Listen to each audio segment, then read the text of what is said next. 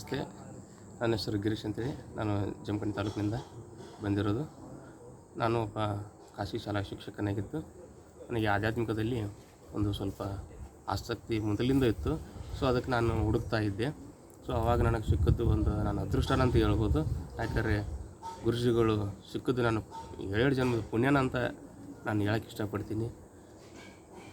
ಮತ್ತು ಈ ಆಧ್ಯಾತ್ಮಿಕದಲ್ಲಿ ನನಗೆ ಅತ್ಯಂತ ಒಂದು ಭಾಳ ಒಂದು ಖುಷಿ ಕೊಟ್ಟಂಥ ಒಂದು ಈ ತರಬೇತಿಯ ಒಂದು ಹಾದಿಯಲ್ಲಿ ಧ್ಯಾನಾವಸ್ಥೆಯಲ್ಲಿ ನಾವು ಶಾಂತವಾಗಿದ್ದಾಗ ಏನು ನಮ್ಮ ಒಂದು ಆ ಧ್ಯಾನದಲ್ಲಿ ಒಂದು ಕಂಪನಗಳ ಸೃಷ್ಟಿ ಆಗುತ್ತಲ್ಲ, ಸೊ ಅದನ್ನು ನಾನು ನಿಜವಾಗಿಯೂ ಅನುಭವಿಸಿದ್ದೀನಿ. ಸೊ ಅದ್ರ ಮೂಲಕನ ಅದು ಏನು ವೈಬ್ರೇಷನ್ ಜೊತೆ ನಾವು ಕನೆಕ್ಟ್ ಆಗಬೇಕಂತಾರಲ್ಲ, ಸೊ ಅದು ನನಗೆ ಈಗ ಒಂಚೂರು ಒಳದಿದೆ.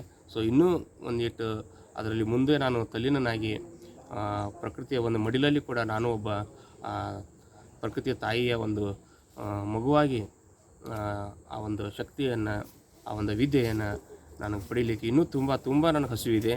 ಸೊ ಆ ಗುರುಗಳು ಅದನ್ನು ಅಷ್ಟೇ ತುಂಬ ಪ್ರೀತಿಯಿಂದ ನಮಗೆ ತೋರಿಸಿದ್ದಾರೆ.